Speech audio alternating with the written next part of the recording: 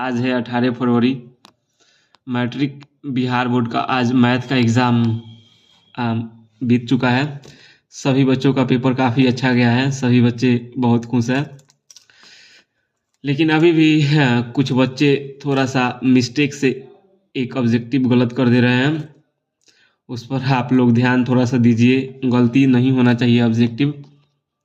चलिए, ओवरऑल सभी का पेपर अच्छा गया है आज का। और कल आप लोगों का संस्कृत का पेपर है, तो संस्कृत के पेपर के लिए आप तैयारी अच्छे से कीजिए कि आपका उसमें अच्छा नंबर आए। जैसे ऑब्जेक्टिव के लिए तो ओवरऑल सभी का एवरेज स्टूडेंट का भी तैयारी अच्छा रहता है। 100 में से 50 ऑब्जेक्टिव बन जाएगा।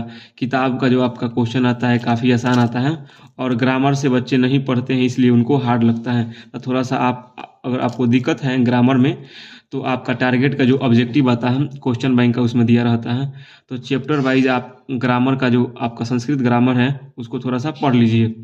और उसके बाद अब आते हैं सब्जेक्टिव में। तो सब्जेक्टिव में आपका जो गद्यांश आता है, तो ऑब्जेक्टिव में तो आप 50 में 50 कर दीजिएगा, गलत मत कीजिएगा। अच्छा, कुछ बच्चे बता रहे थे हमसे कि हाँ उनको मैथ में जैसे कि बना दिए थे पेपर में सही, कि मानिए कि हाँ कोई क्वेश्चन है नंबर है मान लीजिए 51, उसके आंसर बी है, उनको पता है पेपर में मार दिए हैं बी, लेकिन जो उनके पीछे वाले बगल वाले बच्चे हैं उनको परेशान करके रखते हैं कि इसका आंसर बताओ, इसका आंसर बताओ। इसके चक्कर में वो गोला भरने में गलती कर दी है, मार दिए उसमें सी मार दिए हैं। ऐसे एक दो बताइए, एक नंबर टॉपर बनने के लिए आपका एक नंबर भी मायने रखता है, तो आपको ऐसे नहीं करना है। ऑब्जेक्टिव तो गलत नहीं करना चाहिए आपको।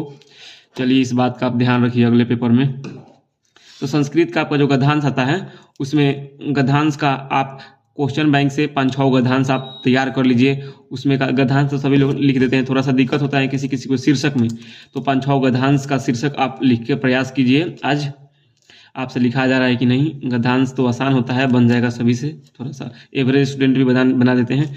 और उसके बाद से आपका जो आता है, उसके बाद से आपका आता है अनुच्छेद लेखन। तो आप क्वेश्चन बैंक से 5-6 साल का अनुच्छेद लेखन प्रयास कर लीजिए। 10 गो अनुच्छेद लेखन आप प्रयास कर लीजिए। ग्रुप में भी आपको भेजा गया है महत्वपूर्ण अनुच्छेद लेखन, तो उसको कर लीजिए कि आपको अनुच्छेद लेखन में 7 में 7 नंबर मिले। उसके बाद से संस्कृत में अनुवाद बनाना तो सभी को आता ही है, तो इसमें तो ज़्यादा कुछ बात नहीं है। थोड़ा सा आप इसका कॉन्सेप्ट देख लीजिएगा। और बात रहा पत्र लिखने का, तो पत्र आपको सही से पूरे अच्छे ढंग से लिखना है कि आपको पत्र लिखने में 4 नंबर में 4 नंबर मिले। इस बात का भी ध्यान रखना है कि राइटिंग भी आपका अच्छा होना चाहिए, और आप अशुद्धि न करें, मात्रा की अशुद्धि। अब 10 नंबर का क्वेश्चन बुक से आता है, आपको 10 को देगा जिसमें से आपको